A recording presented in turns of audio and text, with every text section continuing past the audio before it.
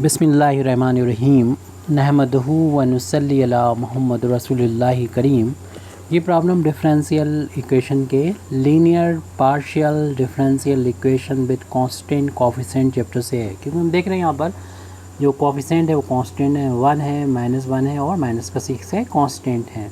और यहाँ पर ये लीनियर डिफरेंशियल इक्वेशन है क्योंकि डी का मतलब होता है डेल ओवर डेल एक्स और यहाँ पर जो डी डैश है उसका मतलब होता है डेल ओवर डेल वाई। यहाँ पर पार्शियल डिफरेंशिएशन है यानी लीनियर पार्शियल डिफरेंशियल इक्वेशन है, यानी स्क्वायर है यहाँ पर, इसका मतलब ये 2 बार डिफरेंशिएशन हो रहा है, del 2 over del X square है, जेड का डिफरेंशिएशन हो रहा है यहाँ पर, लेकिन उसकी होल पावर जो होगी वो 1 ही होगी, इसलिए लीनियर है। Linear partial differential equation with constant coefficient.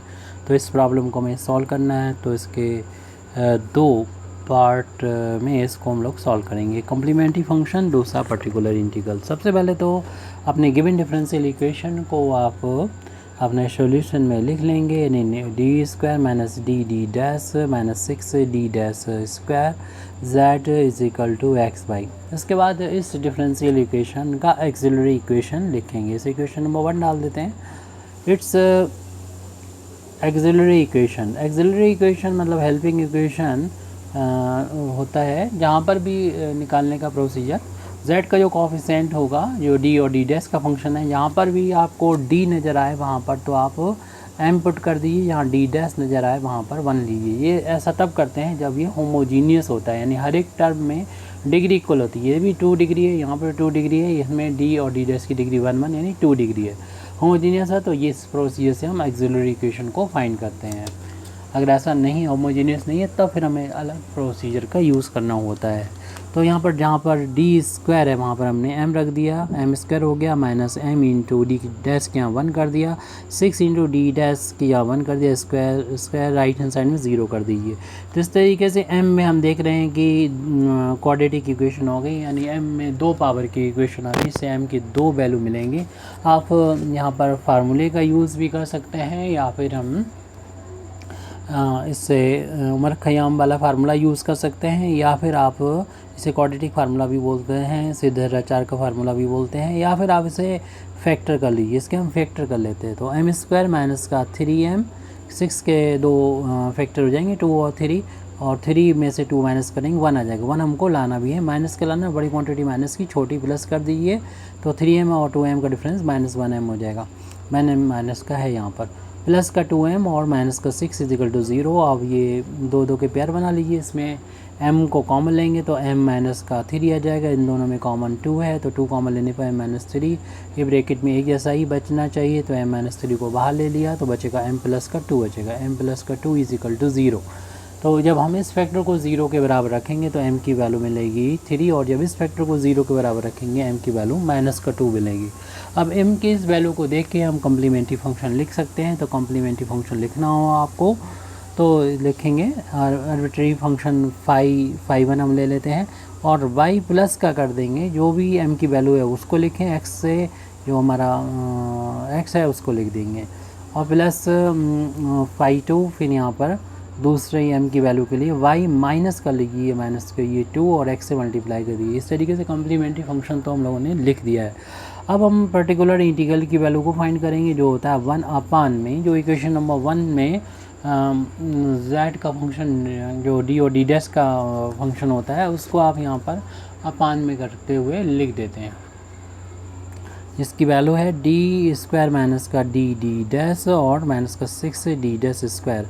फिर राइट हैंड साइड में जो लिखा हुआ है यानी एक्स वाई लिखा हुआ है इसको यहाँ पर लिख देंगे, और देख रहे हैं ये हमारा पॉलिनोमियल है एक्स और वाई में, तो हमें इससे बाइनोमियल बनाना होगा। उसके लिए डी की सबसे बड़ी जो पावर्स है उसको हम यहाँ से बाहर ले लेंगे, डी स्क्वायर को, तो इधर पूरा बाहर हो गया तो 1 बचेगा। यहाँ पर एक डी है, एक डी तो बाहर निकल गया, और एक डी एक्स्ट्रा हमने डी स्क्वायर क्योंकि हम डिवाइड कर रहे हैं तो एक डी अपान में आ जाएगा, तो डी डैश अपान में डी आ जाएगा।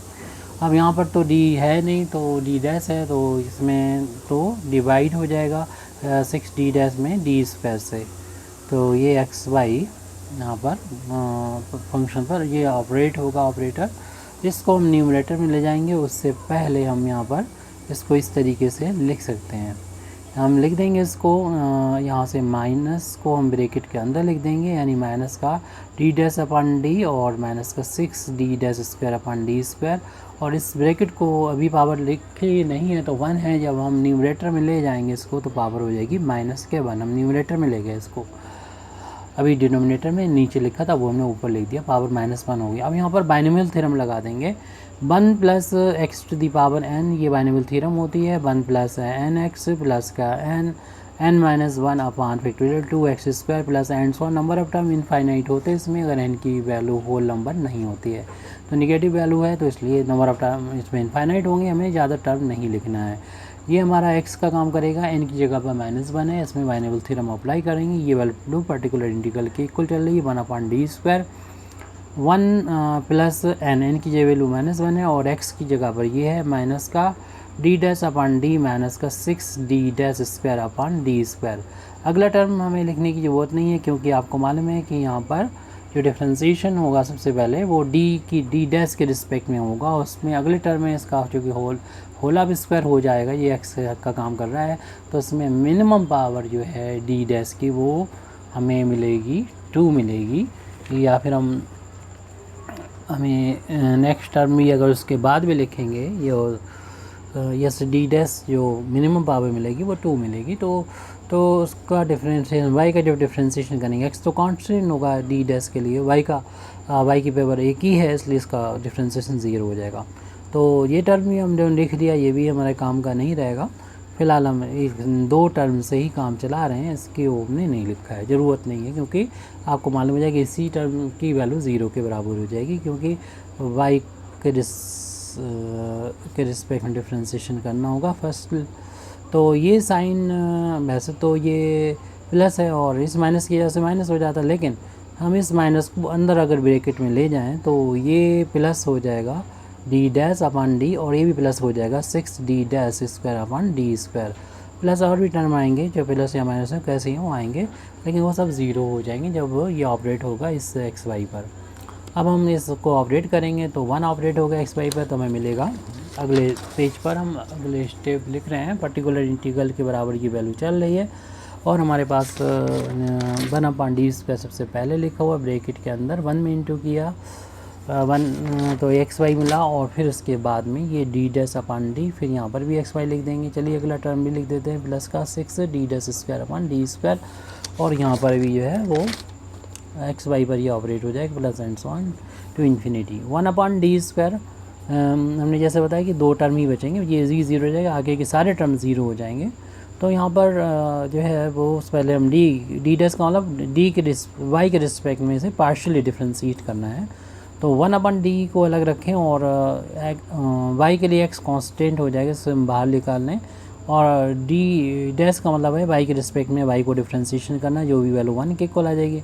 अब इसका अगर y के रिस्पेक्ट में दोबारा डिफ्रेंशिएशन किया जाए तो कांस्टेंट का डिफ्रेंशिएशन 0 होता है, तो इसीलिए इस टर्म का डिफ्रेंशिएशन जो होगा वो 0 हो जाएगा। तो आगे के भी टर्म 0 हो जाएंगे, इसलिए हमारे ये 2 टर्म ही बचेंगे जिनको हमें लिखना है। 1/d² जो है यहाँ पर हम x/+ प्लस का, तो ये x × 1x हो जाएगा और 1/d का मतलब इंटीग्रेट करना होता है x का, x के रिस्पेक्ट में 1/d² है, वो लिख लें अभी फ़िलहाल। तो xy प्लस का यहाँ पर x और 1 इंटीग्रेट करेंगे पावर 2 हो जाएगी, बाद में भी 2 आ जाएगा। अब जो 1/d² है इसका मतलब 2 बार इंटीग्रेट करना होता है। चलिए हम एक एक करके कर लेते हैं, यानी 1/1d तो इधर लिख दिया और 1d को हमने इंटीग्रेशन के साइन में बदल दिया, xy प्लस x²/2 इसको x के रिस्पेक्ट में इंटीग्रेट करना होगा।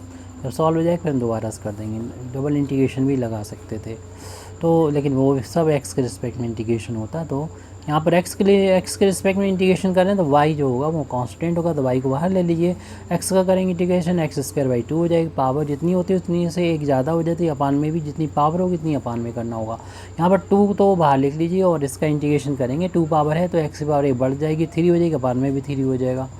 अब दोबारा से 1/d का मतलब इंटीग्रेट कर लेना है x के रिस्पेक्ट में, तो ये भी y/2 तो कांस्टेंट है, हमें x² का इंटीग्रेशन करना होगा और ये 1/6 हो जाएगा, तो 2 × 3 और हमें सिर्फ x³ का इंटीग्रेशन करना होगा x के रिस्पेक्ट में। जब यहाँ पर इंटीग्रेशन करने जाएंगे तो x के रिस्पेक्ट में करेंगे, y तो कांस्टेंट है, y/2 बाहर ले लीजिए, तो इसका इंटीग्रेशन होगा x की पावर 3/3 प्लस 1/6 बाहर है ये, और इसका इंटीग्रेशन करेंगे x की पावर 4/4 हो जाएगा। तो इस तरीके से ये इंटू होने पर 1/6 हो जाएगा, x क्यूब y को लिख लें बाद में, प्लस 1/, ये इनका इंटू होने पर 24 हो जाएगा x की पावर 4। ये पर्टिकुलर इंटीग्रल की वैल्यू मिल गई है। इस तरीके से हमें सॉल्यूशन मिल चुका है डिफरेंशियल इक्वेशन का। तो इस तरीके से हम कह सकते हैं कि सॉल्यूशन ऑफ डिफरेंशियल इक्वेशन, और उसको हम यहाँ पर लिख देंगे। तो ये जनरल सॉल्यूशन कहलाएगा। Hence the general solution of given differential equation यानी पार्शियल डिफरेंशियल इक्वेशन इज़, तो यहाँ पर z इज इक्वल टू जो कम्प्लीमेंट्री फंक्शन होगा और पर्टिकुलर इंटीग्रल दोनों को ऐड करके लिख दिया जाएगा। तो z इज इक्वल टू आ जाएगा, कम्प्लीमेंट्री फंक्शन हमारा था phi1 और y प्लस का 3x plus phi2 y minus 2x था, y माइनस का 2x, और पर्टिकुलर इंटीग्रल की वैल्यू अभी भी हमने फाइंड की है, उसको लिख देंगे 1/6 x cube y plus 1/24 y x to the power 4। इस तरीके में हमारी प्रॉब्लम सॉल्व हो जाती है। Thank you very much Indeed for listening me. व आखिर दावाना अल्हम्दुलिल्लाहि रब्बिल आलमीन।